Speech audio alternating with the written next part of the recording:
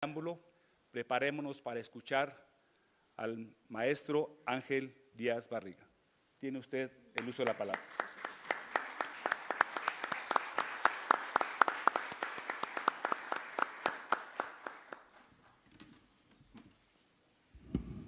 Muchas gracias.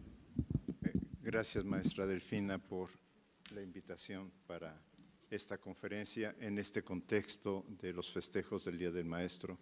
Muchas gracias a ustedes por estar aquí presentes y a quienes están siguiendo esta transmisión en línea. Estamos en el país ante un proyecto que se ha denominado Marco Curricular 2022. No lo tendría que decir, pero lo importante para mí serían dos cosas.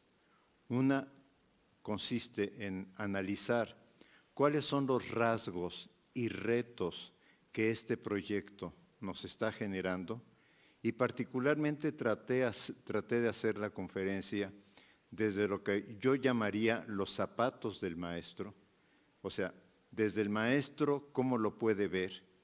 Y la otra que me preocupa y que quizá no conversé ahorita suficientemente con usted por lo rápido de nuestra charla, es, he estado en algunas escuelas normales y una pregunta que les hago a mano alzada a los compañeros que están en la conferencia, profesores y alumnos, les digo, levanten la mano los que ya leyeron el marco curricular.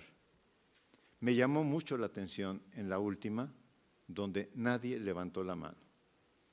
Y el argumento que se oía así en murmullo en la sala es porque no nos lo han dado a conocer. Yo les dije, ¿traen ustedes su smartphone? Los que traigan datos, por favor, busquen en su smartphone Marco Curricular 2022 y levanten la mano los que ya lo encontraron. Y les dije, el documento existe y ustedes mismos están mostrando que buscándolo lo encuentran.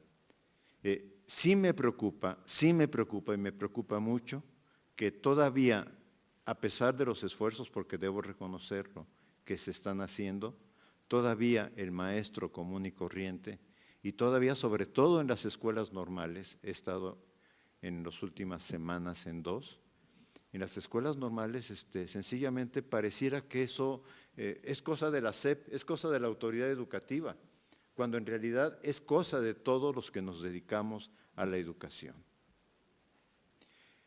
¿Qué es lo que plantea el marco curricular? Y en esto quiero ser muy claro. Transformar o cambiar la educación. Y yo sí quisiera ser muy enfático en esto, porque lo que yo planteo es, no se trata de incluir un elemento nuevo en el currículo. Ya hemos vivido, se incluyó lo socioemocional, la autonomía curricular, las tecnologías digitales, etcétera. Me parece que esa inclusión de solo un tema y pensar que con eso ya estamos haciendo la innovación curricular, creo que ha sido el gran error del conjunto de reformas que hemos vivido. Prácticamente aquí, la primera versión que hice de la conferencia, yo decía, desde el proyecto de la educación para la unidad nacional de los años 40 del siglo pasado. O sea, siempre es incluir algo. Hemos pasado por cine, televisión, video, power. Algunos colegas cuando reconstruyen un aula dicen, ya la puse totalmente moderna, porque ahora ya tiene conectividad a un cañón. Pues mientras la clase no siga siendo diferente, la verdad es que lo único que nos hace es reproducir lo que ya sabemos. Entonces, cuando hablo de transformar, se trata de impulsar algo completamente diferente. Y tenemos que tenerlo muy claro, que afecta a todo el sistema educativo, a la estructura que tenemos del sistema educativo tal como lo hemos concebido. Al proyecto educativo de la Unidad Nacional de los años 40 o al periodo de globalización y formar al ciudadano global.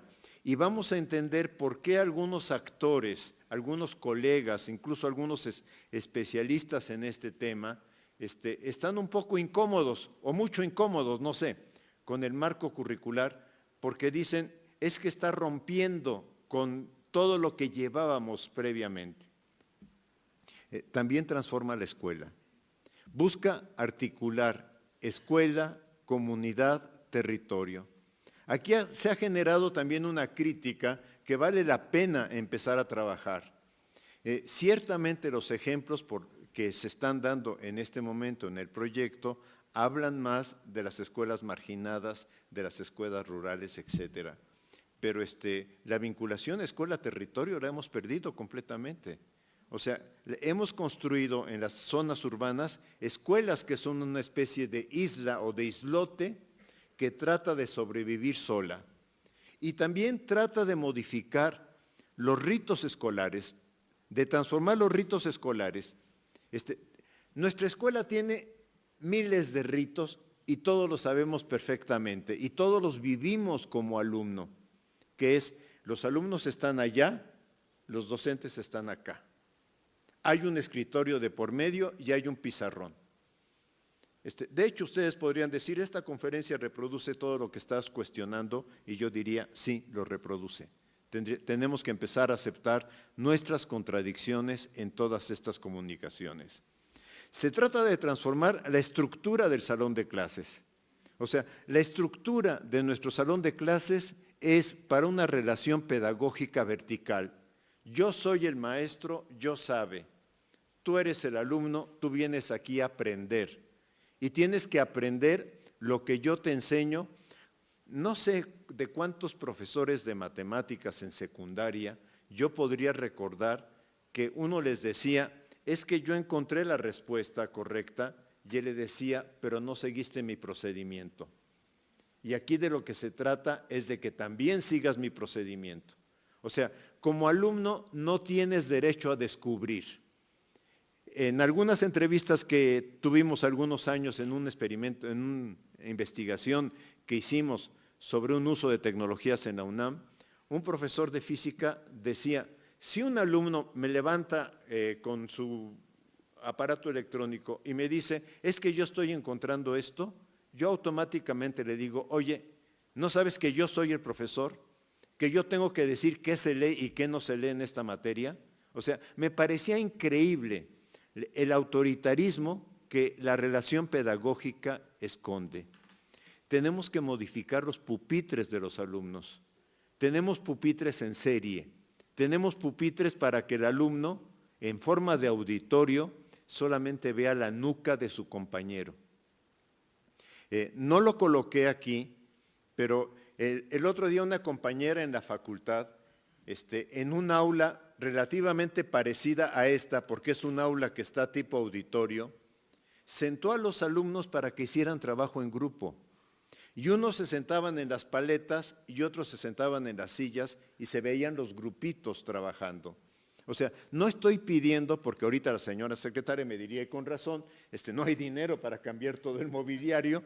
No estoy pidiendo que cambiemos el mobiliario, pero sí estoy pidiendo que cambiemos nuestra concepción de uso del mobiliario en el salón de clases, de manera que ayudemos a los alumnos a verse cara a cara. Por otra parte, y esta idea, la verdad, se me ocurrió esta semana, o sea, no es muy antiguo en mi cabeza, pero yo pienso que este proyecto curricular que se trata de transformar, en realidad su base está en lo que los técnicos llamamos currículo deliberativo.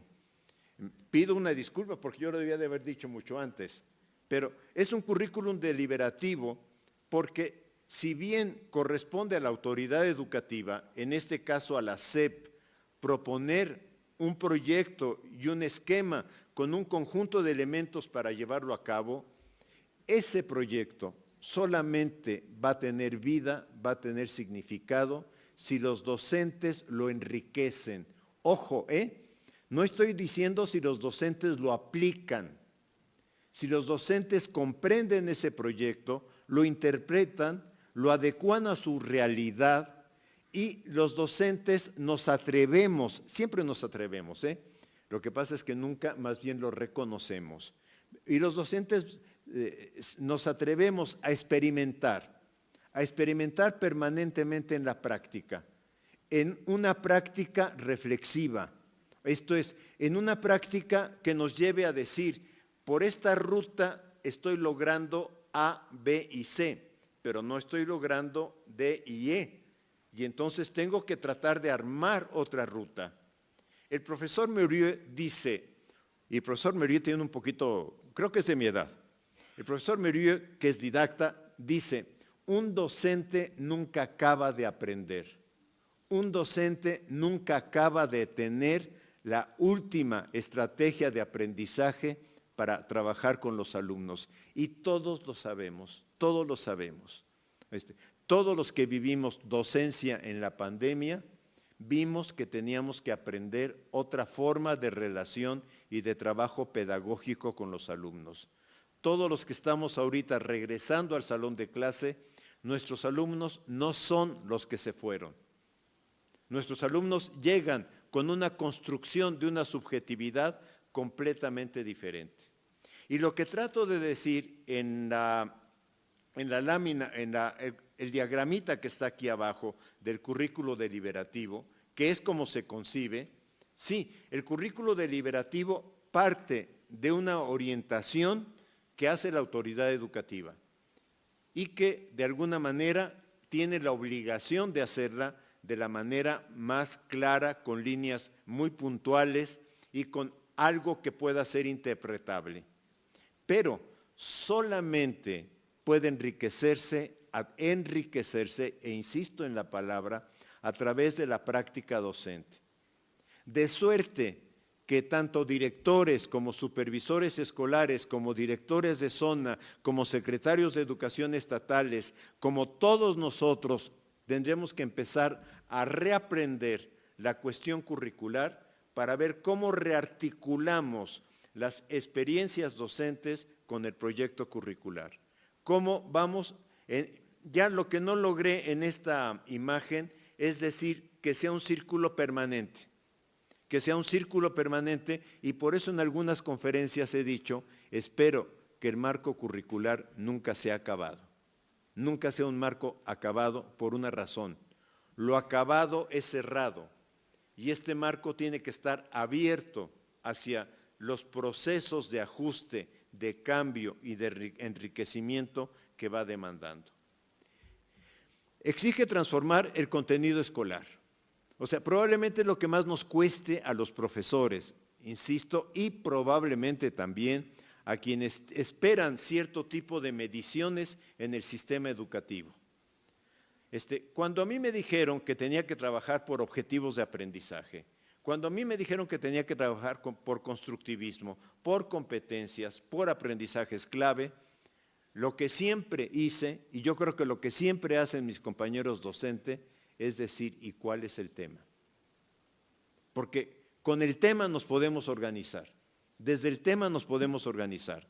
Y lo que este plan de estudios está promoviendo es cuidado con un contenido rígido, adecuado a la lógica de las disciplinas, pero desconectado de la realidad.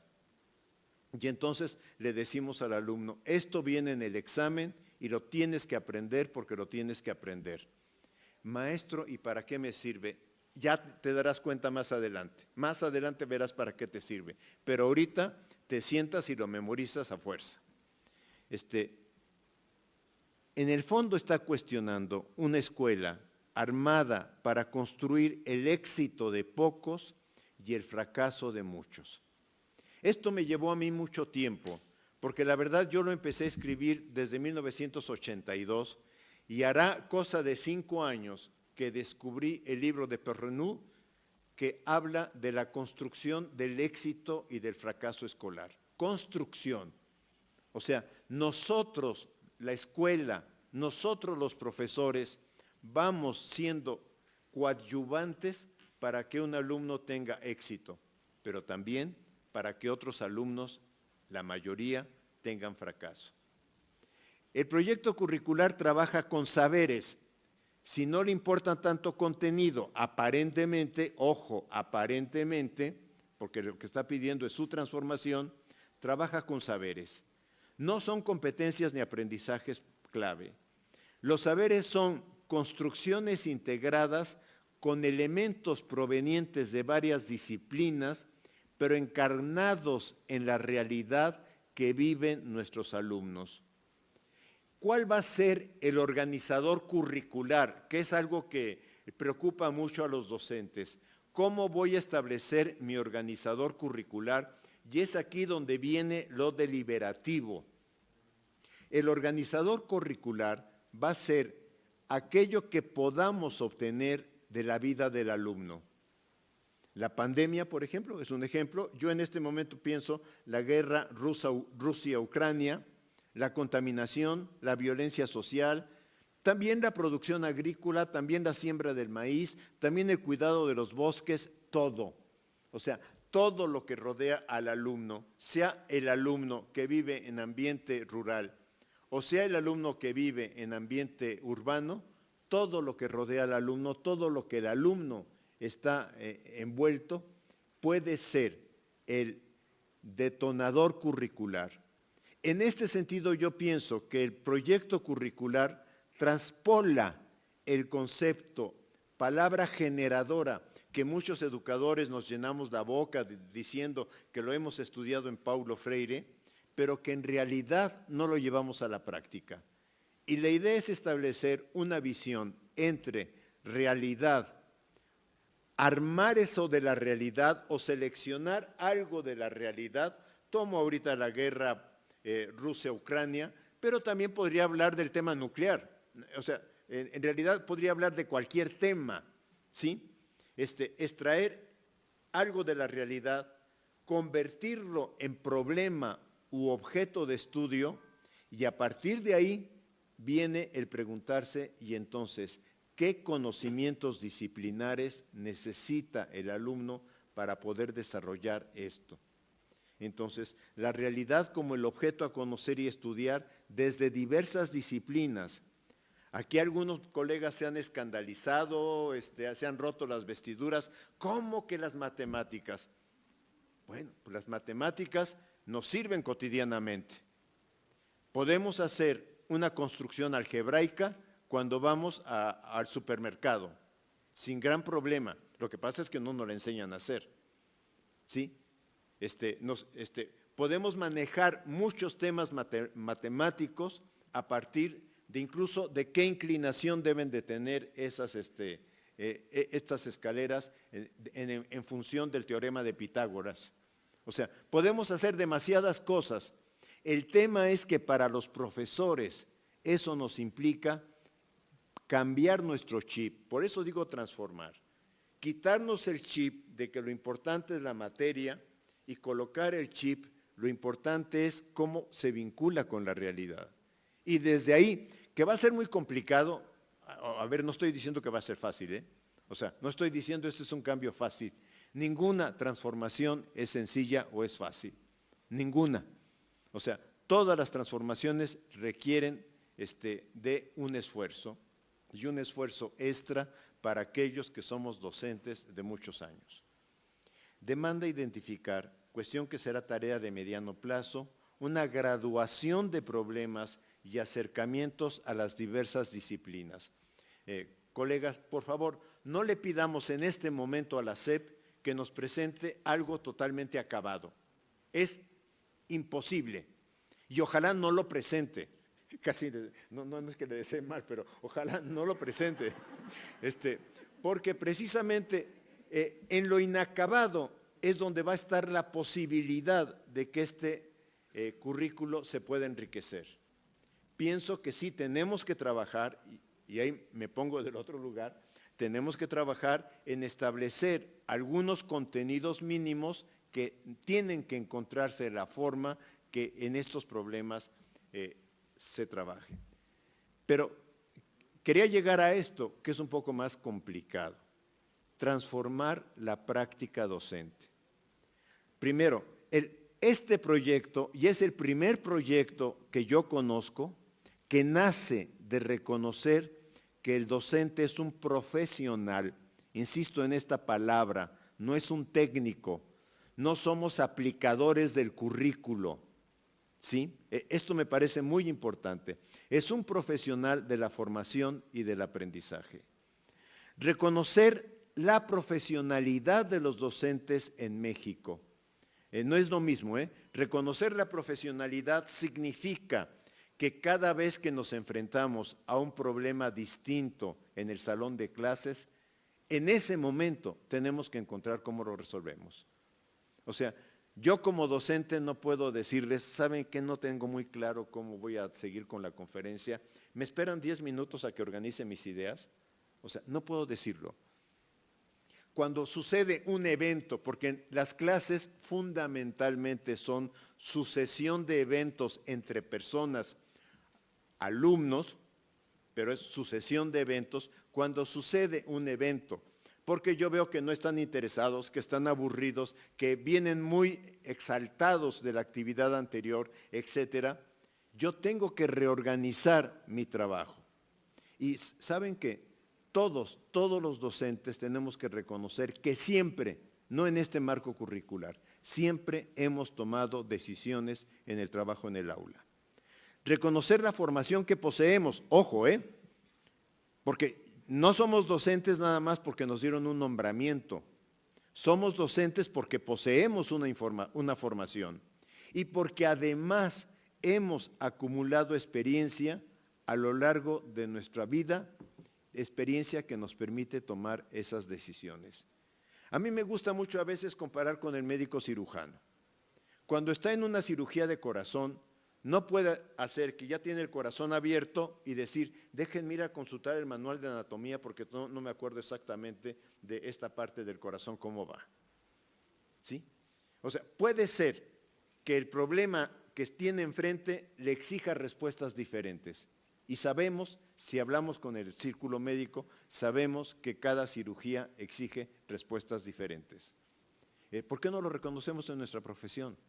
¿Por qué no reconocemos en nuestra profesión que cada clase que trabajamos, no dije impartimos, ojo, que cada clase que trabajamos nos obliga a resolver, a tomar decisiones diferentes? A mí en esto me gusta mucho un autor, Tardif, su libro Los saberes docentes, porque él establece 5 conocimientos del docente: los profesionales, los disciplinarios, los curriculares, los pedagógicos. No me voy a detener en ellos, pero es el único autor que habla que los docentes tenemos con saberes experienciales, saberes que nos provienen de la experiencia y que son estos saberes los que nos hacen poder vincularnos con los alumnos. Y la otra parte que coloqué aquí, mi ilusión por Tardif se me fue, pero que coloqué aquí porque me pareció importante, es los docentes en nuestro trabajo en el aula no buscamos coherencia teórica, buscamos resolver problemas prácticos. Siempre buscamos resolver el problema práctico. Ya después veremos, por eso tiene que ser una práctica que lleve a la reflexión, qué articulación o no articulación tiene con algunos postulados conceptuales que nos hemos acercado. El marco curricular también nos llama a arriesgarnos a una práctica pedagógica diferente. Diferente, no imposible. O sea, diferente no es lo mismo que imposible. Porque yo he estado en algunas conferencias donde prácticamente lo que se está haciendo es asustar a los docentes para decir, es que esto no lo pueden llevar a la práctica. A ver. ¿A poco nos dijeron en la pandemia no pueden usar el WhatsApp? Y los docentes, no hubo un curso en México, no hubo un curso que les dijera cómo usar el WhatsApp en la pandemia. Y muchos docentes, donde había datos, lo usaron. ¿Sí? Entonces, lo que yo digo ¿es una práctica diferente? Sí, pero es una práctica que es posible. Recordemos, la mejor planeación didáctica nunca la llevamos a la práctica, porque la mejor planeación didáctica siempre se topa con lo que pasa en el aula. Y eso nos obliga a readecuar. Los docentes siempre trabajamos en un margen de incertidumbre, cosa que no dije ahorita al principio, pero a mí sentarme aquí con la secretaria a mi lado, por supuesto que me da un cierto miedo de quedar mal. ¿Sí? No sé si lo entienden. O sea, los docentes siempre trabajamos en la incertidumbre, porque si ahora nos dicen que no, que todo lo que hemos hecho de planificaciones ha sido redondo y se lleva, digamos, a la práctica sin ningún conflicto, es absurdo.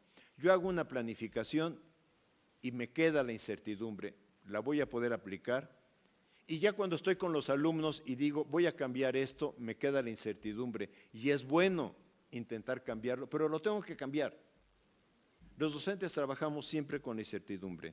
Buscamos que nuestro trabajo tenga mejores resultados, pero no tenemos garantía de que haya mejores resultados. Yo creo que saben que los docentes no hemos aprendido a trabajar con nuestros errores.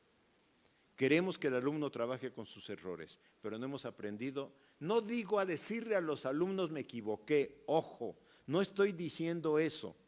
Pero cuando estoy diciendo, por ejemplo, crear círculos de estudio docentes, sí pienso que podríamos hablar ahí de los errores que de repente tenemos en nuestra práctica. Todos nos equivocamos, incluyéndome yo. Yo les digo a los estudiantes, empecé a dar didáctica en 1972. O sea, ya puede decirse que me la sé al derecho y al revés, lo cual no es cierto. Pero les digo, si ustedes piensan que soy perfecto, están equivocados. Yo también tomo decisiones que son erróneas cuando trabajo con ustedes. Y apoyarse en principios del debate didáctico contemporáneo. Pero no se queda solo en el docente, ¿eh? Esto implica también transformar al alumno. Y transformar al alumno no va a ser una tarea sencillita, porque el alumno ya aprendió, ya asumió un rol histórico. Él va a clase a escuchar y tomar apuntes, a estudiar solo lo que el profesor le indica y además a estudiarlo si le dice, oigan, esto viene en el examen, entonces sí lo estudio. Hacer ejercicios, llenar planas, llenar el libro de texto, solo porque el docente lo pide. O sea, el estudiante va, perdón la palabra, como si fuera un esclavito del docente. Algunos se rebelan, más ahora, ¿no? Pero va en esa actitud. El estudiante, ahora, ¿qué estamos buscando? Que se pregunte, que el alumno que yo tengo en mi clase, se pregunte qué quiero aprender y para qué quiero aprenderlo. Y tratar de quitar que solo trabaje por la calificación. Saben que la calificación es la gran perversión del sistema educativo. Yo diría perversión necesaria, porque tenemos que tener algo, pero es la gran perversión. Porque a través de la calificación, los docentes hemos encontrado el mecanismo de controlar a los alumnos. Esto que estoy diciendo ahorita viene en el examen que les voy a aplicar, así es que pongan mucha atención. ¿Sí? O sea, tenemos muchas estrategias para hacer que el alumno aparentemente estudie, pero no para que se pregunte, ¿y yo qué quiero aprender? Transformar me voy a dedicar un poco más en este tema, porque pienso que no lo he escrito suficiente y ahí me hago una autocrítica. Transformar el concepto evaluación, calificación y evaluación formativa.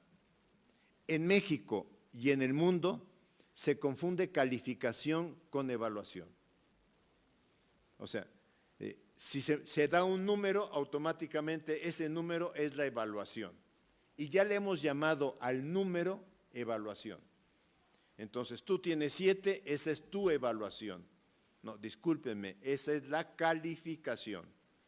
Y la calificación, tema que surgió en la didáctica, o más bien en la escuela, o más bien en el sistema educativo, porque en la didáctica, en los manuales de didáctica no existía, tema que surgió en la escuela en el siglo XIX. La calificación clasifica. Esta es la fila de 10, esta es la fila de 6. Automáticamente empezamos a clasificar. El número o mediciones no pueden reflejar el proceso complejo que vive el alumno. No pueden reflejar lo que está pasando en su interior, en su proceso. Es más, me parece que lo mata. Ya obtuve 8, ya me quito biología y a ver cómo me va en otra materia. Me mata el proceso. Los números solo se pueden inferir por un acuerdo circunstancial, ojo, entre profesores y alumnos. Un examen vale tanto, todos lo sabemos, ¿eh? Una tarea significa esto, el ejercicio cuenta para aquello y lo que sacamos somos promedios. Somos expertos en promediar. ¿No estás de acuerdo con tu calificación? Vamos a ver los promedios, porque esto lo acordamos el primer día de clase. Pero eso no es tu evaluación. Yo pienso que la calificación es el resultado de obtener evidencias necesarias, pero no son para nada una evaluación. Yo sí requiero que mis alumnos hagan evidencias, presenten evidencias, pero esa no es su evaluación. Su modernización se ha regido, y es un poco como nos llenamos la boca en este momento en los cursos de formación docente, en lo que se llama evaluación auténtica. Palabra que a mí siempre me incomodó, pero bueno, que se refiere más bien a ejercicios desprendidos de la realidad, pero de manera artificial. Martita va al mercado y en el mercado le encargaron 1 kilo de papa y la papa cuesta tanto, etcétera, y entonces algo artificial, no la realidad de cuando Martita va al mercado con su mamá. Es a lo que me refiero. O bien nos han dicho, es que hay que hacer portafolios, hay que hacer rúbricas, pero estos portafolios y rúbricas que podrían servir para la evaluación formativa, en realidad se quedan en poder determinar el número que usted me va a dar como profesor. O sea, me encierra en un número.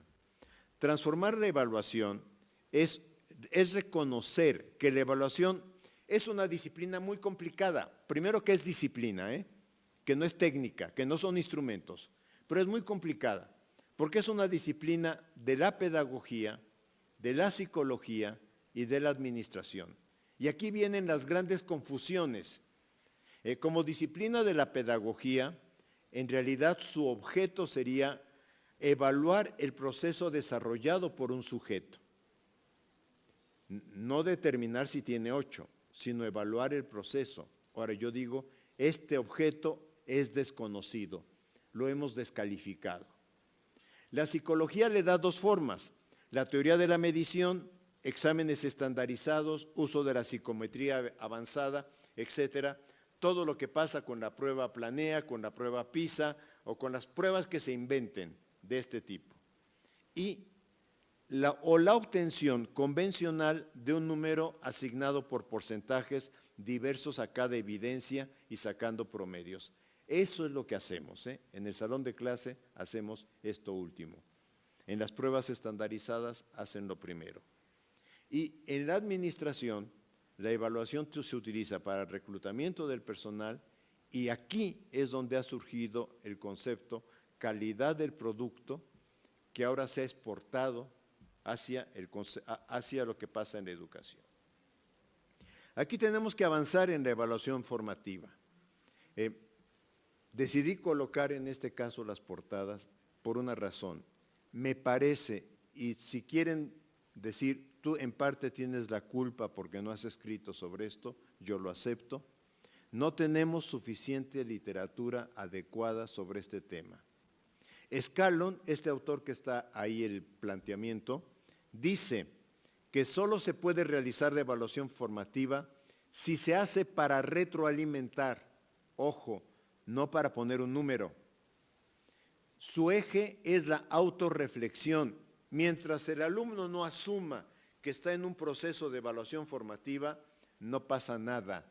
O sea, usted me puso el 8, usted me calificó. No es yo qué estoy logrando, yo qué estoy desarrollando, yo qué aprendizajes estoy obteniendo. Scallon, y esto me gusta mucho porque hay que cuidarlo mucho en los documentos que hagamos, el riesgo de formalizarla es impedir que fluya. El riesgo de decir, ahora vamos a hacerlo de esta manera, es impedir que la evaluación formativa vaya desarrollándose. Tiene una dimensión o exige una dimensión personal, pero también requiere despertar el entusiasmo de los evaluados. O sea, también requiere que los evaluados digan, sí, estoy dispuesto a entrarle a este ejercicio de autovaloración, de autorreflexión. Se realiza en acciones de co- y autoevaluación, pero no para asignar un número, ojo, y reclama un ambiente colaborativo. Voy a trabajar esta otra autora, Dalal, en donde ella plantea que la evaluación formativa es un medio de regulación entre personas, sus procesos y el sistema de formación, el proyecto educativo. Y aquí es importante porque vamos a tener un proyecto educativo y hay que ver cómo los alumnos pueden ir avanzando hacia ese proyecto educativo. Pero si somos directores o supervisores, también tendríamos que ver cómo nuestra planta docente va avanzando hacia este logro o hacia este trabajo en torno al proyecto educativo. Demanda trabajar con el error del alumno. Fíjense, ojalá también podamos trabajar con el error del maestro en los círculos de estudio o en el consejo técnico. Demanda trabajar con el error del alumno en una estrategia didáctica, no en una asignación de puntajes. Sí, interpretar el sentido del error para establecer después una estrategia de acción. A ver, te estás equivocando en esto, ahora, si ya tomamos conciencia de estos errores, ¿qué vamos a hacer? No es quedarnos donde estamos, es redefinir el siguiente paso. La autora dice, trabajar en función del proceso de cada alumno no es fácil. Y este va a ser uno de los retotes que tengamos o que los docentes tengan, que los profesores de secundaria y de bachillerato tienen. A mí me queda clarísimo porque mientras el de primaria puede tener un grupo o quizá dos grupos, el de secundaria puede tener 4, 5, 6, 7 grupos y con esto el número de estudiantes se le va multiplicando en forma geométrica tremendamente. Significa no buscar resultados homogéneos en los alumnos. Este es un tema que tenemos, O sea, hemos tenido un sistema educativo que ha dicho todos los alumnos, con independencia de su origen, de su lugar, etcétera, tienen que lograr los mismos resultados. Hoy se plantea al revés, que el alumno logre los resultados que él puede lograr. Es muy complicado porque también implica transformar la cabeza de los padres de familia y de la sociedad, no solo de los alumnos, que ya aprendieron que lo importante es la calificación. Concluye Dalal que la evaluación formativa es asignar un papel pedagógico al trabajo escolar, que con la evaluación formativa no colocamos tarjetas, estos alumnos son buenos, estos alumnos son malos, sino cada alumno o cada grupo de alumnos tiene sus procesos de desarrollo. Que es importante reflexionar sobre el proceso que hay detrás de cada respuesta que da el alumno. Una colega que hizo una investigación sobre equilibración de la igualdad algebraica, no saben qué resultados tan interesantes obtuvo en su investigación, porque encontró que cuando la estrategia de resolución de un alumno es incorrecta, pero tiene una parte que le permite acercarse a la solución, dice, el estudiante no la abandona. Aunque se da cuenta que su respuesta es incorrecta, no abandona esa estrategia porque dice, es que esta parte por lo menos lo tengo bien. O sea, esta necesidad de que el alumno descubra que procesos que realiza pueden limitarlo porque no lo conducen al camino que lleva. El evaluador, dice Dalal, lucha contra todo, contra autoridades educativas nacionales y locales, contra la sociedad, las asociaciones civiles y padres más de familia, y más importante, lucha contra los mismos alumnos. Porque nuestros alumnos, la pregunta que nos hacen es, ¿pero qué me saqué? ¿Qué calificación me puso? Sí, no es, oiga, ¿y qué piensa usted del proceso de aprendizaje que he tenido? Estaba en el tema transformar la evaluación. regreso, a transformar padres de familia y sociedad. Otro gran problemón que está abriendo este marco curricular. Porque la relación escuela, comunidad, territorio involucra de otra manera a los padres de familia. Les exige ayudar a recabar problemas que se encuentran cuando el niño va al mercado, cuando el niño los acompaña al mercado. O en los medios de comunicación, cuando los medios de comunicación hablan de la guerra, o en lo que puede obtener de datos a través del WhatsApp. O sea, el padre de familia se va a convertir también en un agente colaborador de lo que pasa en el proceso de aprendizaje del alumno. Construye una noción diferente de aprendizaje, escolaridad, libro de texto, entendiendo que el libro de texto más importante es la realidad. O sea, el libro de texto, que es importante que los alumnos tengan, no lo voy a negar, el libro de texto, pero se va a convertir en un pretexto para el trabajo escolar. Porque puede haber otros libros de texto, otros textos escolares que van surgiendo de todo esto que la realidad va llevando adelante. Los padres de familia tendrán que involucrarse en ayudar a sus hijos a formular preguntas, o sea, a ayudar a los niños y a adolescentes a que digan por qué sucede, por qué acontece, por qué crece el maíz, por qué el maíz se vende de esta manera, por qué hay una amenaza de guerra nuclear, por qué este conflicto de Europa, etcétera. Formularse el por qué y no ayudarlo a que no se quede con la primera respuesta. O sea, el trabajo para los maestros va a ser grande, el trabajo para los alumnos va a ser grande, el trabajo para los padres de familia también. Y también necesitamos cambiar la percepción de lo que los padres de familia esperan de la escuela y aceptar otro medio de comunicación sobre lo que sus hijos hacen en la escuela que no se limite a la boleta de calificaciones. A ver, me da la boleta de calificaciones, ya sé, mi hijo tiene 8 y 9 o mi hijo tiene 6, lo voy a regañar y punto. No, que entre escuela y padres de familia se encuentre otra modalidad de comunicación. Transformar a la sociedad. Digo, no, el modelo, si ustedes me dicen es pretencioso, yo diría pretenciosísimo. O sea, cambiar las valoraciones que varios académicos hacen sobre el trabajo escolar. O sea, sí, tenemos que trabajar también con los colegas que están pensando que esto es una tontería. Trabajar con los actores sociales, comentaristas de medios de comunicación, asociaciones profesionales, para ayudarlos a que encuentren otra forma de valorar el trabajo de la escuela. De veras, cada vez que escucho una entrevista en radio, los pocos cabellos que tengo se me colocan así. Porque uno dice, es que no es posible que estén nada más buscando a quien dice, este modelo no va.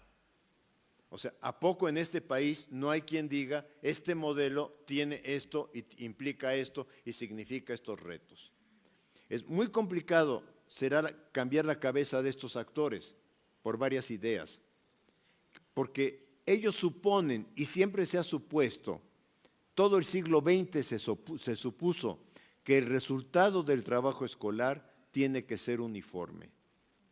El concepto de éxito escolar estuvo siempre sociológicamente asociado a decir todos los alumnos logran lo mismo. Todos los alumnos aprenden al mismo ritmo. Los que hemos estado con alumnos sabemos que no es cierto, sabemos que no es así, que no vamos a calificar el esfuerzo del alumno, me queda claro, pero sabemos que María, Pedro, Juan, etcétera, tienen procesos individuales de desarrollo, que lo que busca la escuela es hacer un trabajo colaborativo entre ellos para que se apoyen, pero que el proceso sigue siendo un desarrollo que tiene que ver con su historia personal, con su historia familiar, con sus capacidades personales, etc. Y hacer que en la sociedad se piense que los números, calificaciones o resultados de un examen a gran escala hablan no necesariamente hablan de lo que acontece en la escuela. Tendrán que incluso generar información para acompañar el trabajo escolar. A mí, como me gustaría que hoy los medios estuvieran dando más información sobre lo que significa una guerra entre Rusia y Ucrania, porque entre más información dieran ellos, me refiero a información que tenga que ver más rasgos académicos, que tenga que ubicar más problemas históricos, incluso, ¿por qué no decirlo?, problemas matemáticos. ¿Cuánto está costando esta guerra y qué significa para la pobreza o para el incremento de la vida en varias regiones del país? También se pueden aprender matemáticas a través de esto. Eso es lo que quiero decir. Evidentemente química, física, etcétera, ¿no? El marco curricular, ya saliéndome de la idea de transformación, es un proyecto de transformación radical de un sistema educativo, es una utopía posible. Ojo con el concepto utopía, porque se está usando, es utópico como irreal. No, es una utopía porque es un bien posible y porque es mejorar la educación que tenemos en este momento. ¿Es un proyecto ambicioso? Sí, es un proyecto muy ambicioso. Inacabado también, que solo podrá enriquecerse, como decía al principio, a través de las experiencias docentes. Ojalá logremos que los docentes asumamos que nuestra responsabilidad en este trabajo de reflexión, de práctica reflexiva, es de repente también decirle a la autoridad, oye, este contenido, a través de este problema, me di cuenta que se puede graduar de otra forma. De manera que podamos tener una diversidad de procesos de graduación, porque no va a ser lo mismo para el ambiente rural, para el ambiente indígena, para el ambiente urbano, para los espacios marginados de la sociedad, de las ciudades, etc. Responde, y esto me parece fundamental, y aquí ya no coloqué el libro, pero me hubiera gustado colocarlo, a una idea de integración curricular. No solo articulación entre sus subsistemas educativos, así como el establecimiento de fases en donde se encuentran los grados escolares. Yo quisiera aclarar una cosa, no solo en México, en varios países, vean ustedes el currículo de educación básica de Argentina, vean ustedes el currículo de educación básica de Francia, van a encontrar que el currículo está organizado por etapas, por fases o de alguna de estas formas. O sea, el otro escándalo falso que se hizo es desaparecen los grados escolares. No desaparecen, se reorganizan, que es otra manera de ver al sistema educativo. Tiene ejes articuladores y campos formativos. El campo formativo se convierte en un espacio curricular para abordar problemas que permiten el desarrollo de saberes desde la construcción de saberes estructurados a través de este eje complejo que trato de subrayar: realidad, problema, abordaje disciplinario. Y esto es lo que más nos va a costar a los docentes, me queda clarísimo. Yo mismo con mis estudiantes sufro. Con mis estudiantes de didáctica este año este semestre había iniciado con un problema. Cuando sale el marco curricular, les digo, oigan, estudiamos en México, no podemos dejar de lado el marco curricular. Empecemos a hincar el diente de lo que es el marco curricular en este país.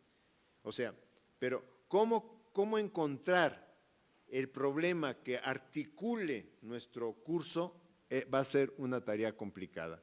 Aunque también tenemos mucha experiencia, yo no lo escribí, se me pasó, tenemos mucha experiencia a través del trabajo por proyectos.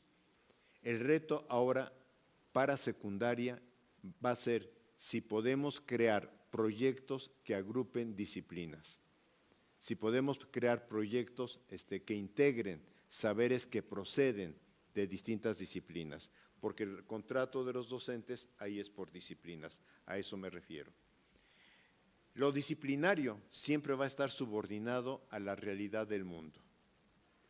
La integración es uno de los retos más complejos a trabajar. Lamento no haber traído el libro de Bean para mostrarlo ahí, porque Bean muestra cómo durante todo el siglo XX hubo proyectos de integración en la educación básica en los Estados Unidos. Pero también significa una idea freinetiana. Los que me conocen saben que Freinet es uno de mis autores de cabecera, de reconstruir el circuito vida-trabajo escolar. Vida del alumno, lo que pasa en la vida del alumno con lo que sucede en la escuela. Acercarse a la realidad desde su complejidad, seleccionar un aspecto que pueda convertirse en un objeto de estudio desde distintos abordajes. Nos queda pendiente, y yo lo reconozco, graduar de una manera más fina en cada uno de los campos curriculares y en cada uno de los programas de curso. Tenemos todavía el reto de hacer una graduación más fina de cómo desprender contenidos de estos problemas. Nos queda un reto enorme, me queda a mí muy claro, pero también quiero invitarlos a algo, a que esto sea una responsabilidad no solo de la SEP, no solo del grupo que está armando el proyecto, sino que sea una corresponsabilidad donde los maestros, a través de nuestra experiencia y de nuestra práctica docente, vayamos ayudando a ir perfilando esto. Esto es algo nuevo para nosotros. Insisto, es algo distinto, no imposible. Implica pasar de un modelo uniforme, de eficacia, de formación para la ciudadanía global, nos lo están criticando mucho, a reconocer que el entorno inmediato es el punto de partida para el aprendizaje. Yo pienso que este es uno de los temas más claros y que reconoce un poco la diversidad de nuestra sociedad y de nuestra realidad educativa. Es restaurar un circuito escuela, comunidad, territorio como punto de partida y punto de saberes. Aprender a entender la realidad, no para repetir las frases que vienen en el libro. O sea, no se trata de que si los alumnos aprendan a recordar lo que viene en el capítulo 2. No se trata de eso, sino lo que viene en el capítulo 2 les ayude a entender lo que está pasando en su entorno. Analizar críticamente la realidad para leer el mundo. Buscar una síntesis incluso entre el saber del sentido común y el saber sistemático. Y esto lo tomo de Freire porque esta viene como otro punto de las críticas que en este momento se le hacen al marco. Es que ahora se quitan las disciplinas, desaparecen, se borran y ahora el saber popular es el saber que los alumnos van a aprender en la escuela. No, el marco curricular no dice eso. El marco curricular lo que busca es otra forma de leer la realidad, sí, de reconocer el saber común como punto de partida, pero no como punto de llegada, sino como punto de partida que respetamos para ir avanzando hacia un saber sistemático. Leer el mundo críticamente en sus diversos planos, ciencias naturales, imbrincadas con las sociales, con apoyo del lenguaje y del pensamiento matemático. Los que nos tocó vivir el momento del CCH, ustedes recuerdan que el rector González Casanova hablaba que el estudiante aprendiera 2 lenguajes y 2 métodos. 2 lenguajes, español y matemáticas, y 2 métodos, histórico y el científico. O sea, lo que quiero plantear es, no es algo que por primera vez se aparece en el país, sí, es algo que por primera vez aparece para todo el sistema educativo. Y a mí me da mucho gusto que aparezca, es un gran reto. O sea, como que es una transformación que ya esperábamos. Implica reconstruir el currículo buscando graduación de saberes y problemas y que el docente acepte repensar lo pensado, repensar lo aprendido. Estoy parafraseando a Freire.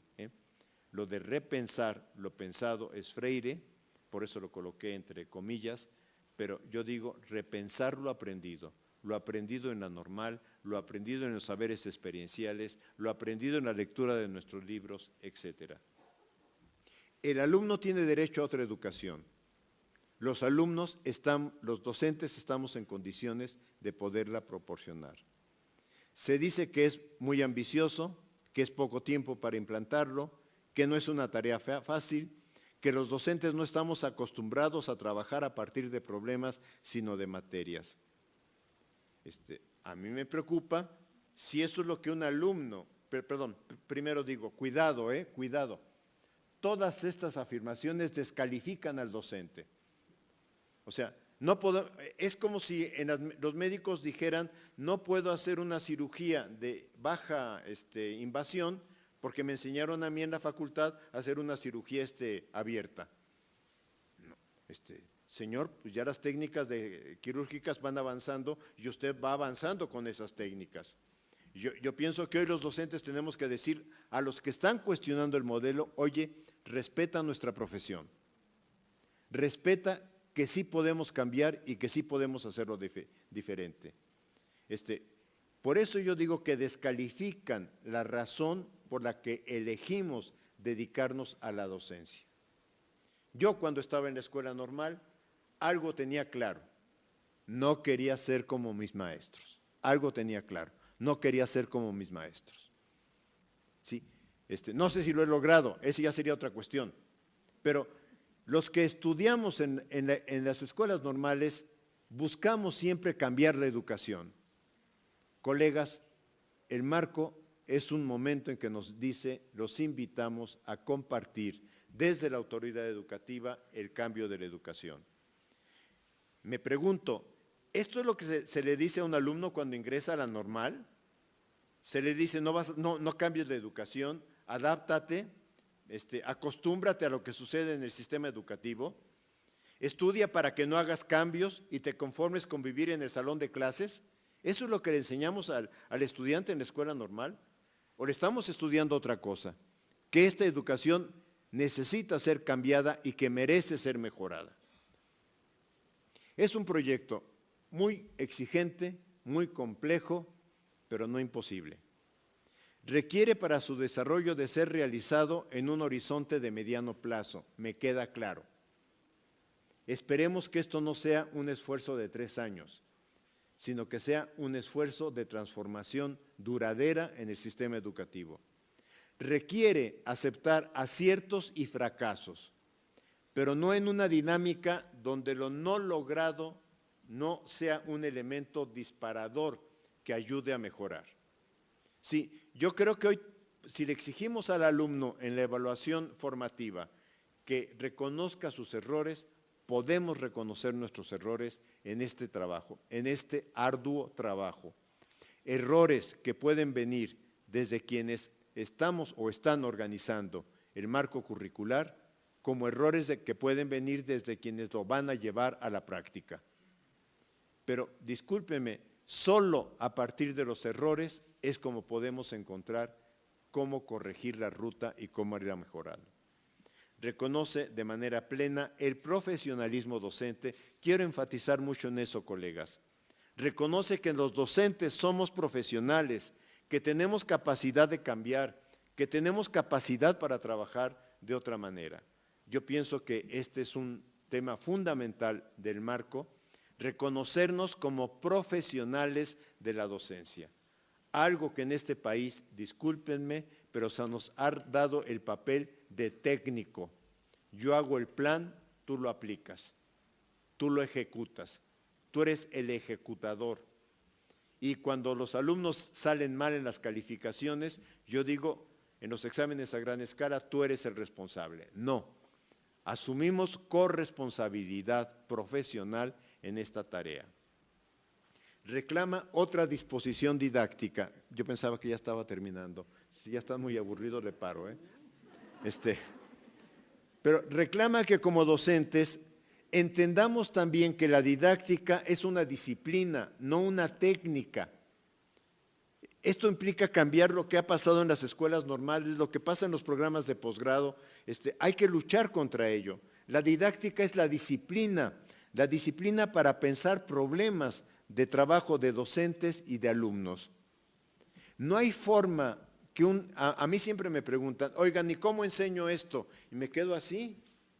Pues yo no sé cómo lo puedes enseñar, ese es tu problema. Yo no sé cómo son tus alumnos, cómo es tu escuela.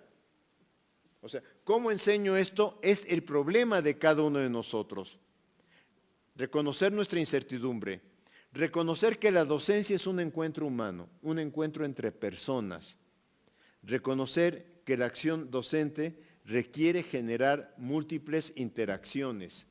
Esto es clave, ¿eh?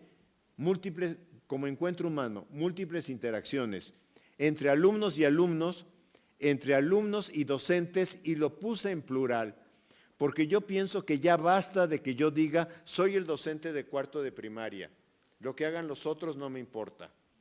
O soy el docente de matemáticas en secundario bachillerato, lo que haga el de biología o el de español no me interesa. No, ya basta de eso. Somos docentes del sistema educativo, somos docentes de un proyecto escolar, somos docentes de un proyecto educativo. Reclama también reencontrar otra forma de organizar el encuentro alumnos, realidad, saberes disciplinarios. Cuidado, no hay aprendizaje sin esfuerzo, ¿eh? O sea, no estoy en lo que los autores llaman gamificación de la educación, que también me pone los cabellos así. Sí, o sea, gamificación, hagamos jueguitos en la escuela y hagamos que la escuela sea un jueguito. No, la escuela no puede ser un jueguito. Bueno, tendrá que ser un jueguito en el jardín de niños, en la educación inicial y probablemente en el primero y segundo de primaria. Sí, lo tendrá que ser por la etapa de desarrollo infantil. Pero no puede ser un jueguito en cuarto de primaria, no puede ser un jueguito en primero de secundaria. La escuela requiere esfuerzo, el aprendizaje requiere esfuerzo. Y hay que hacérselo saber también a los alumnos. Oye, lo que tú no hagas, yo no lo voy a hacer. No porque no lo quiera hacer, sino porque no lo puedo hacer. ¿Sí? Pero nuestra tarea, y no renunciemos a eso, por favor, este es un principio también de Mérieux. Mientras somos docentes, nuestra responsabilidad es el alumno. Y de veras, tengo colegas docentes que me gratifica mucho cuando me escriben y me dicen, mira, estoy en bioquímica, mis alumnos salieron pésimo en los exámenes, no están avanzando, pero ahora estoy viendo si puedo con ellos ayudarles a que tomen conciencia de que necesitan estudiar y que vamos a ver cómo hagan ejercicios que les ayuden a resolver estos problemas que tienen en su abordaje al estudio. O sea, la tarea del docente es acompañar el esfuerzo. Pero además, si el aprendizaje requiere esfuerzo, también requiere satisfacción. Como todos nosotros, o sea, hacemos algo y requerimos que también, digamos, me siento contento. Les podría decir, sufrí domingo, lunes, martes, porque no le encontraba hilo a esta conferencia. No encontraba por dónde tejerla. ¿Sí? No. Lo que quiero decir es, pero ayer que terminé de armarla, me sentí muy contento. Me sentí muy contento porque dije, me gusta, espero que les guste, pero dije, me gusta. ¿Sí? El alumno solo aprende cuando tiene voluntad y deseo de aprender. Ojo, no motivación. Estos dos conceptos son conceptos que ya vienen en Didáctica Magna, 1657, Juan Amós Comenio, y que está retomando hoy los planteamientos didácticos del profesor Mérieux.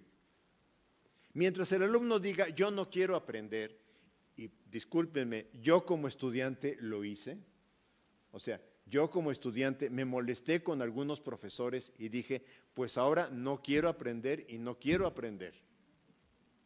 ¿Sí? Y hágale como le haga, yo no quiero aprender.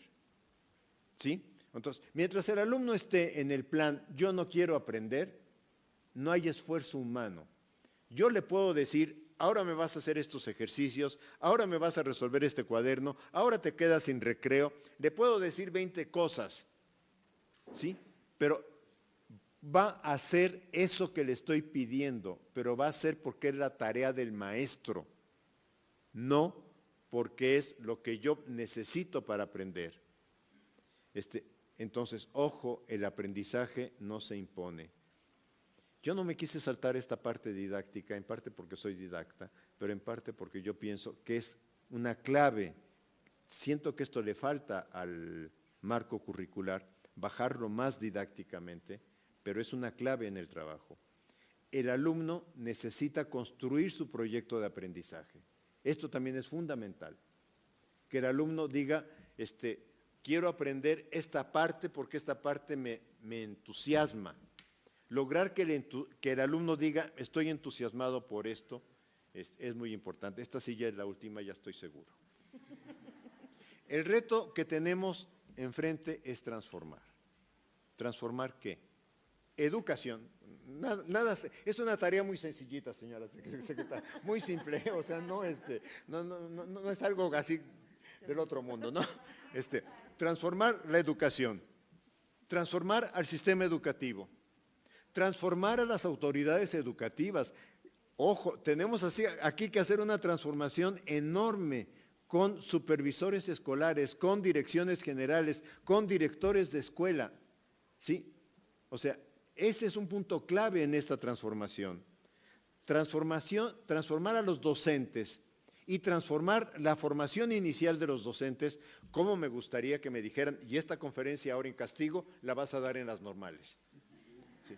Transformar la formación inicial de los docentes y transformar la formación continua. Ojo, no capacitación, ¿eh? No somos técnicos para que nos capaciten, no. Es formación inicial y que sea una formación inicial también de abajo arriba. Esto es, que sean los grupos docentes los que demanden, por favor, ahora apóyennos aquí. Transformar a los alumnos, lo traté de abordar. Transformar a los actores sociales en conjunto. Colegas, lo único que puedo decir para concluir, demos los primeros pasos en esta tarea que nos ha colocado, pero que realmente, por lo menos en mi caso, y creo que a varios de nosotros, nos ha despertado mucho entusiasmo porque hay que hacerlo. Gracias.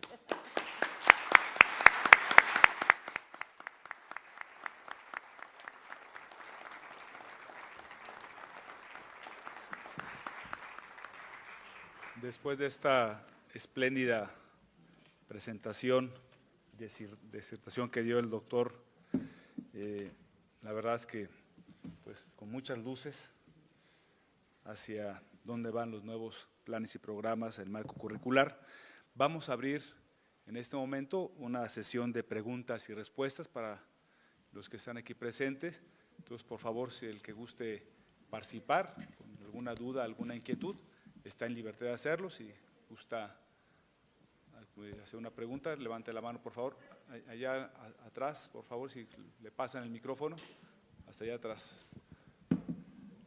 Lupita.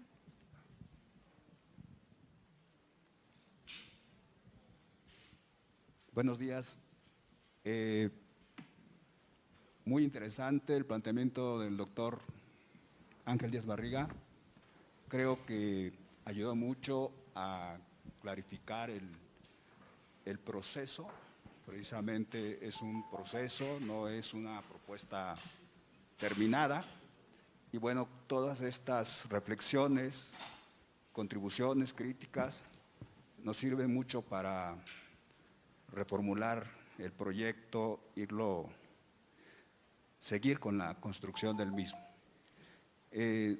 Yo quisiera preguntarle, doctor, que como en las reformas anteriores había obviamente una suerte de socialización de dos conceptos importantes en el enfoque de competencias, por ejemplo, la cuestión de la calidad y la cuestión de la igualdad de oportunidades en el sistema educativo.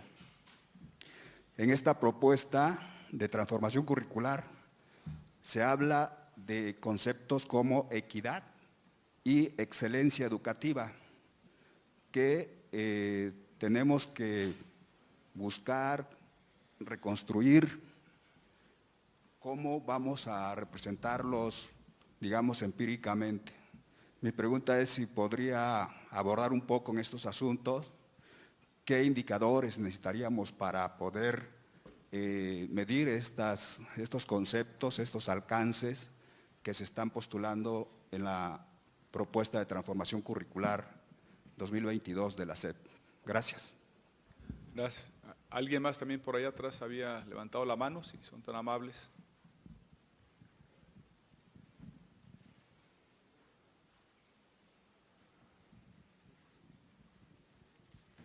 Gracias, maestra Delfina. Me gustaría preguntarle cuál considera usted que es el principal reto de la docencia ante el marco curricular 2022. Gracias.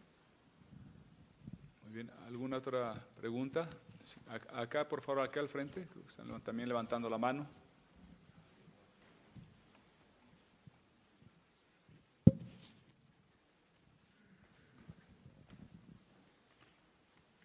Doctor, más que pregunta, agradecerle esta conferencia. Soy asesor metodológico de primaria y bueno, me uno a la petición de que se comparta esta conferencia en los consejos técnicos. Hemos trabajado en el nivel básico, hemos trabajado con algunos mensajes, con algunas conferencias y me parece que esta conferencia está muy adecuada porque los compañeros maestros están muy inquietos de saber qué onda con este marco curricular.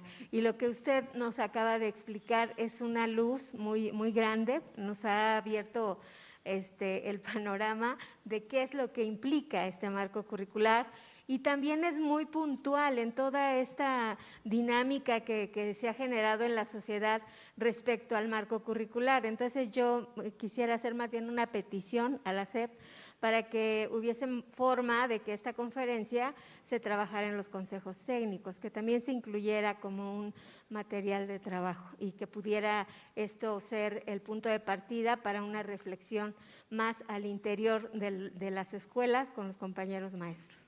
Gracias. Muchas gracias. Ahí mismo, si gustan, por favor. Bien, muchísimas gracias por cederme el uso de la palabra. Mi felicitación al doctor y mi agradecimiento a la secretaria, la maestra Delfina, por invitarnos a esta importante conferencia. Y remarcando un poquito lo que dice Mere, que es asesora de métodos, yo les voy a decir, mi primer acercamiento al marco curricular fue en el mes de marzo. Acudí al tercer Congreso Internacional de la Primera Infancia en el Estado de México y una compañera supervisora me platicó de esto y me facilitó los materiales, ¿sí? Y me decía que en su región, la compañera era de la región de Ixtapan de la Sal, ya estaban trabajando con esto del marco curricular 2022. Yo aquí mi petición muy atenta, maestra Delfi, sería que vía estructura comenzaran a bajar ya todo esto, que los compañeros ya tengan el documento en sus manos.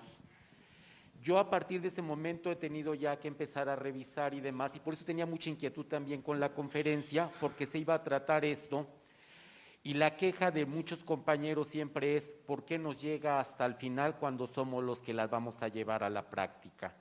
Entonces yo sí quisiera que los compañeros empezaran a bajar todos los materiales que ya se están trabajando. Sé que hay muchos que están en construcción y que todavía se les harán algunas correcciones, pero sí sería importante que toda la base magisterial, todas las funciones, todos los puestos tuviéramos ya este acercamiento. Yo traigo aquí a mi asesora de métodos, nosotros ya empezamos a trabajar en mi zona, mis directoras, algunas de mis directoras, ya hemos comenzado a trabajar esta parte, precisamente adelantándonos a lo que se nos viene. Yo escuchaba también en el otro evento, en el foro para conocer planes y programas que se llevó en el Centro Cultural Bicentenario, que querían los compañeros casi que los expertos o quienes están diseñando estos documentos nos dieran la asesoría. Sabemos que es imposible porque el sistema educativo es grandísimo, es muy complejo, entonces eso es imposible. Nos va a tocar a la estructura, a los supervisores, a los directores, bajar esto hasta con los compañeros. Estamos ante un gran reto, pero creo que podemos lograrlo, pero sí tenemos que empaparnos de toda esta información. Muchísimas gracias. Muchas gracias. ¿Alguna otra pregunta? Sí, bueno, aquí, si quieren, un par más, allá atrás, y luego acá adelante, por favor.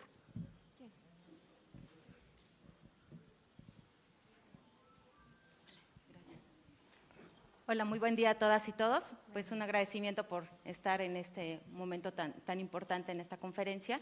Me parece que es importantísimo hablar de esta formación inicial docente, que es todo un reto y que creo que tendríamos que iniciar con esa necesidad que se tiene, ¿no? Para que todo esto pueda tener un impacto que desde que están en esta formación inicial se involucren, ¿no? En todos los retos que es estar en la docencia.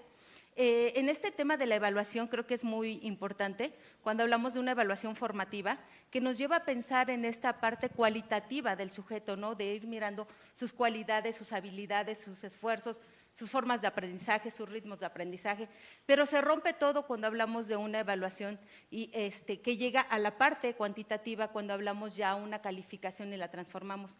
Conocemos algunos modelos educativos, la pregunta es esta, que pueda tener un impacto relevante dejándola en una evaluación cualitativa, porque pareciera ser que en algún momento se rompe la armonía y efectivamente es como para controlar, ¿no? Es el medio de control y de clasificación de los alumnos, de tú eres el de 10, tú eres el de 8, aunque básicamente a veces tiene mucha influencia los instrumentos estandarizados, ¿no? Y esto clasifica a los estudiantes, a las y los estudiantes. Entonces, ¿qué pasa con estos modelos si existe? Que se quedan en esta evaluación cualitativa, tienen un mayor, menor impacto y que no pasa una calificación que de alguna manera es una manera simbólica, una forma en que se transforma en la parte del currículum oculto, ¿no? Que le da un peso importante a la dinámica entre estudiantes, entre decir, no, él es el de 10 y no te juntes con él, o los papás, ¿no? Y que influye muchísimo en la dinámica y en la organización de las escuelas. Gracias. Muchísimas gracias. Una última intervención, por favor.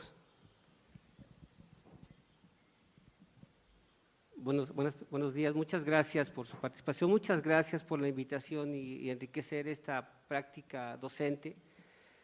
Y bueno, uno se llena de esta parte romántica, bonita de la actividad académica, de los retos que tenemos y también empaparnos y estar del lado de la educación y de esta formación docente. Y pensar en esta formación de nuevos paradigmas, de nuevos retos en cuestión de evaluación educativa, de formación docente, de transformación docente.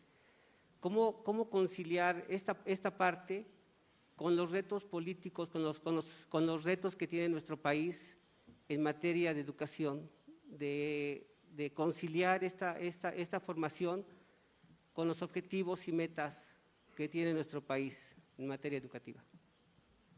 Muchísimas gracias. Pues ahora vamos a proceder a la sesión de respuestas por parte del doctor Ángel Díaz Barriga.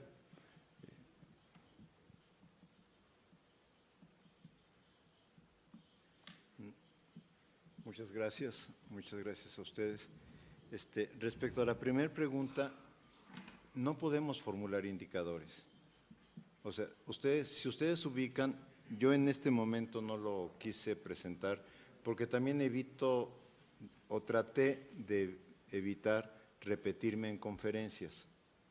O sea, en la primera conferencia que di sobre el tema más amplia, hablé un poco de las bases del proyecto y por qué el proyecto en realidad se ha construido con una mirada desde la parte de la sociedad de abajo que nunca había sido considerada.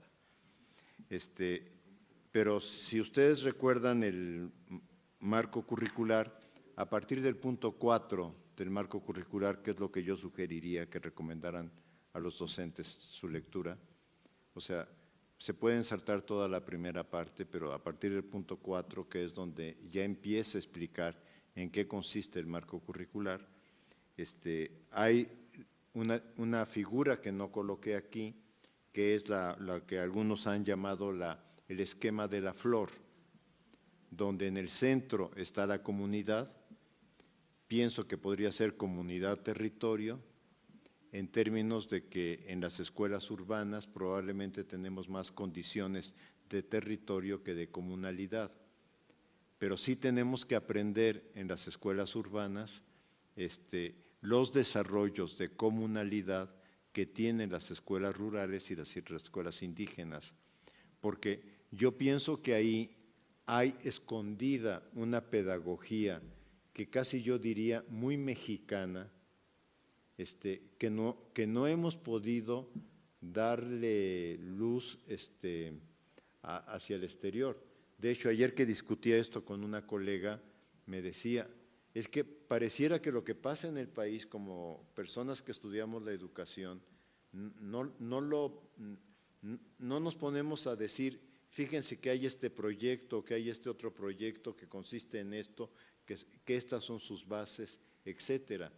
Todo lo que es pedagogía de la comunalidad o todos los proyectos que el país tiene también de modelos de educación emancipatoria son dignos de ser no solo estudiados, documentados. Y me parece que en eso los investigadores hemos cometido un gran error, en decir, voy a estudiar qué piensa tal autor, incluso ven en mi conferencia, yo digo, bueno, trabajo Mérieux, trabajo Tardif, etcétera, pero bueno, y los autores mexicanos que no existimos, que no valemos la pena para ser retomados. Pero regresando al esquema de Flor, el esquema de Flor parte de comunidad, a partir de la comunidad se buscan articular los campos formativos y luego vienen los ejes articuladores.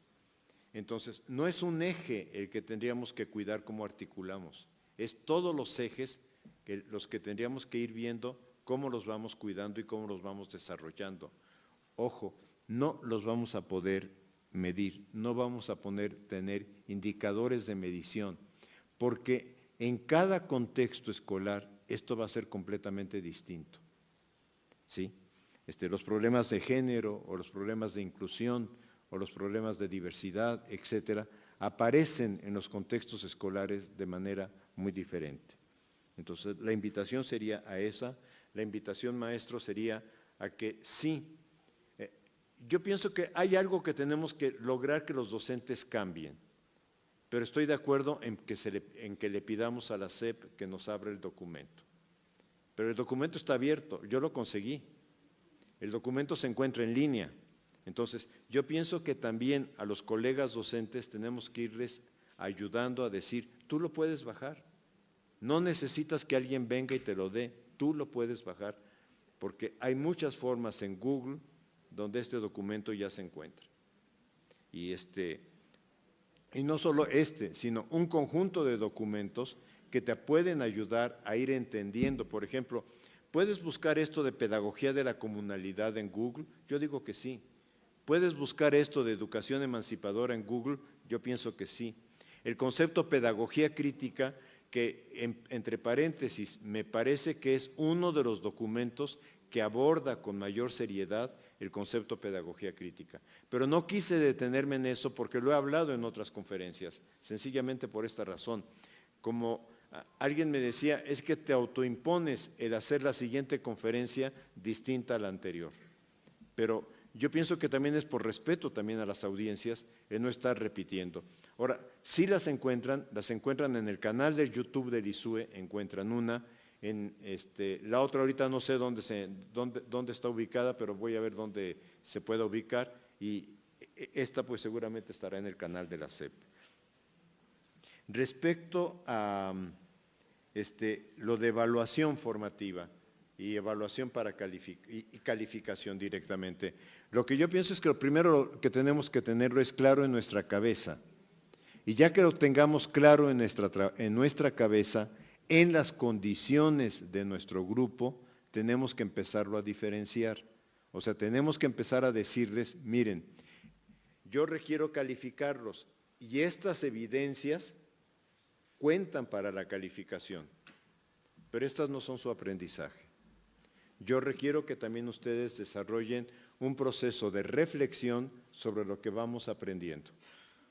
Y como no puede ser un proceso formalizado, vamos a ir encontrando espacios para que esto vaya realizándose en el transcurso del curso escolar. Pero que sí lo podemos hacer, sí lo podemos hacer.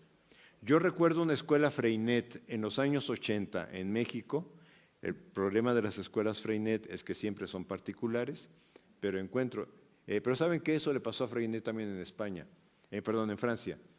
Freinet solamente pudo trabajar en escuela pública ya con su modelo un año. Después tuvo que fundar la Fundación Freinet porque no lo dejaron sencillamente en la escuela pública.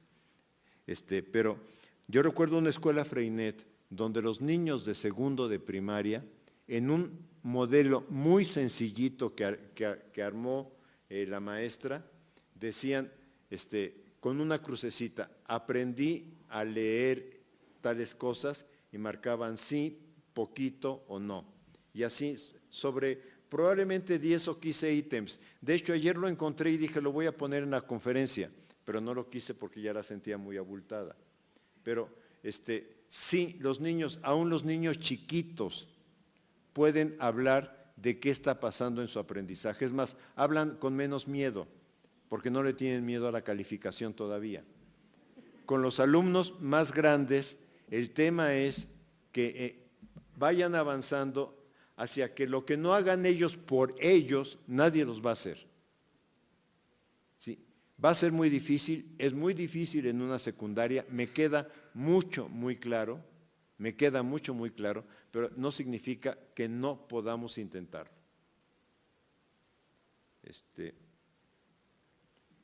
Y algo de esta formación, yo pienso que en parte, aunque en el modelo mis colegas le han buscado que sus orígenes, que si son las epistemologías del sur, que si es esto o aquello, yo pienso, y así lo trato de definir, que es un proyecto mexicano que trata de responder a la diversidad social, cultural y económica que tiene nuestro país. Y que como proyecto mexicano, porque la pregunta es, ¿y cómo nos integramos en un proyecto global? Pues parte de lo que el proyecto establece es que no necesariamente nuestro sistema educativo apunta a la integración a un proyecto global. ¿Sí? Y esto también hay que aceptarlo. O sea, varios países en América Latina han estado construyendo proyectos alternativos de educación en donde sí, no dejan de ver que hay una exigencia en los organismos internacionales, pero a decir, tenemos que armar lo que significa para nosotros, desde nosotros, además. Muchas gracias. Gracias.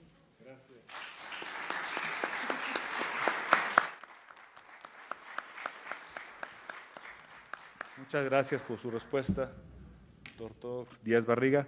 También hubo una pregunta directa a la secretaria, entonces vamos a pedirle que nos haga favor de responderla. Sí, muy amable, gracias.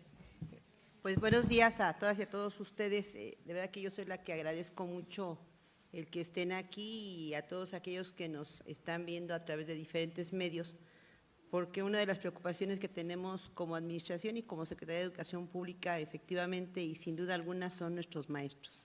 Ante la pregunta de cuál es el reto mayor que tenemos como Secretaría, efectivamente es el formar a nuestros maestros, el que se tenga esa seguridad y ese empoderamiento, valga la expresión, de que sin duda alguna los maestros no solamente son aquellos que ejecutan o aquellos que siguen un documento ya acabado, sino son aquellos creadores, aquellos que saben utilizar los recursos que tienen a su mano para echan mano de ellos para formar algo muy importante que son nuestros niños, nuestras niñas y nuestros jóvenes.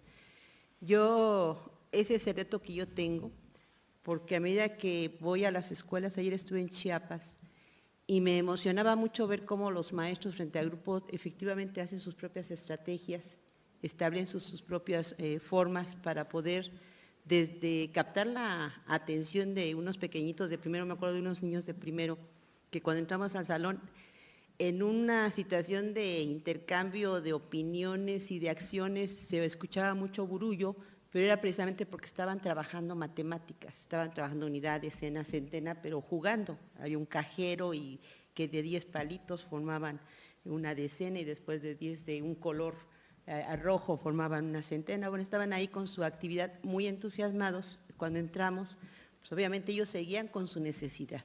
Ellos decían, bueno, llegaron unos extraños, qué bueno que llegaron, pero nosotros estamos aquí con nuestra actividad y como que para ellos era lo más importante. Cuando yo le pregunté a la maestra, oye, y por ejemplo, cuando quieres captar la atención de los pequeñitos, ¿qué haces? Y me dijo, mire maestra, Y entonces empezó a cantar. Y sorpresivamente vi cómo todos los niños empezaban a cantar. Y entonces el silencio, entre comillas, pero bien organizado, se hizo a través del canto. Y con eso yo reafirmo que nadie va a poder enseñar a un maestro frente a grupo qué es lo que puede hacer con su grupo, porque quien lo conoce, quien sabe sus características, sus necesidades, son precisamente el maestro. Y por ello el reto para nosotros como CEP es primera, que el maestro se la crea, que efectivamente somos profesionales, no somos ejecutores. Segundo, que eso nos obliga a que tenemos que formarnos día con día ante la necesidad y el contexto que tiene nuestra sociedad para responder a ello. Y tercera, que tenemos que entender que tenemos la capacidad y que tenemos ese potencial de lo que le decía aquí el doctor, de que debemos de registrar lo que hacemos. Efectivamente, no registramos nuestras acciones, no registramos toda la experiencia que tenemos y entonces tenemos que esperar a que alguien registre o que alguien me venga a decir cómo cuando yo tengo la realidad. Platicaba con una maestra y decía, oye, te vas a llevar todos los saberes de cómo enseñar a leer a un niño.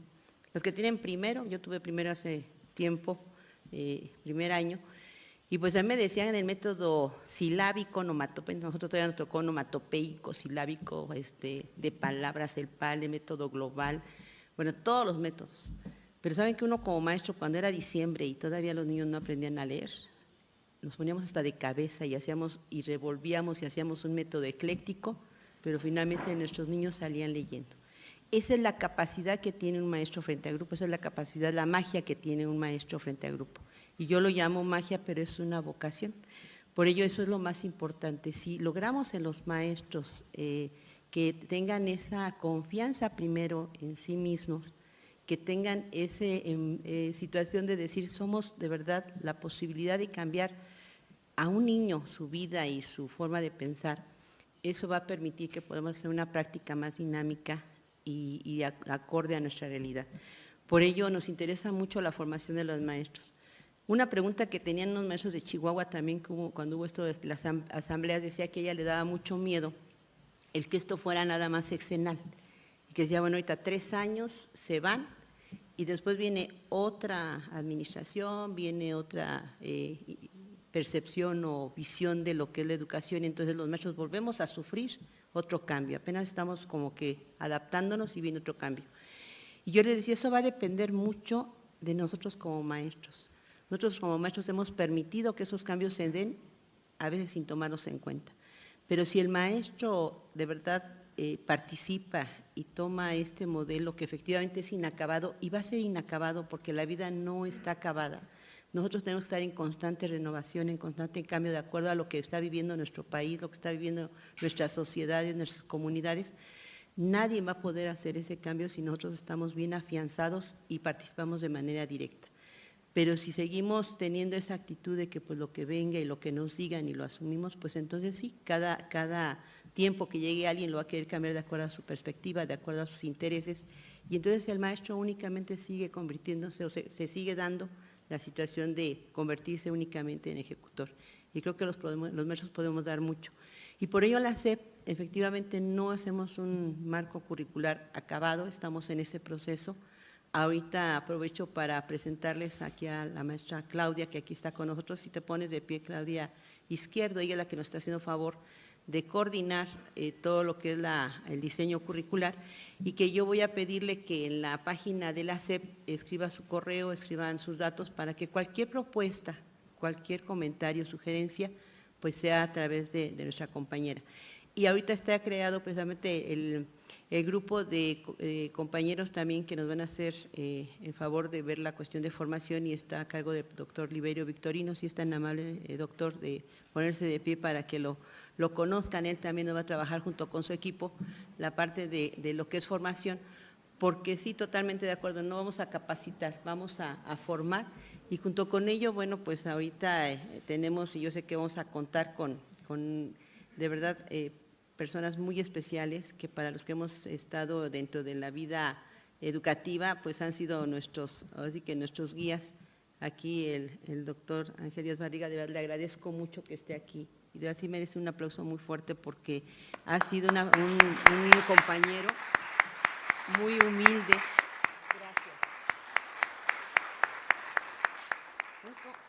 Un compañero que yo me atrevo a decir que para muchos estuvo desde la normal con nosotros, desde la UPN que estuvimos también estudiando y que leíamos todos sus artículos y todo lo que nos podía ofrecer como precisamente experto en lo que es educación, y siempre ha tenido esa humildad de compartir, pero también de acercarse a lo que vivimos día con día los maestros. Por ello, yo le agradezco mucho y esos serían nuestros retos que tenemos los maestros esencialmente. Sí viene la sociedad, sí vienen los expertos, sí vienen los medios de comunicación, porque lo que tenemos que entender también es que la educación o la escuela no es una isla, que también algo que decía el doctor, estamos o tenemos que estar interactuando con todo lo que está pasando a nuestro alrededor y nuestra sociedad día con día cambia. Venimos atravesando de una pandemia que nos ha dejado grandes aprendizajes y que aquellos que no veamos que tenemos esa posibilidad de hacer cambios adecuados a lo que ahorita estamos enfrentando, pues vamos a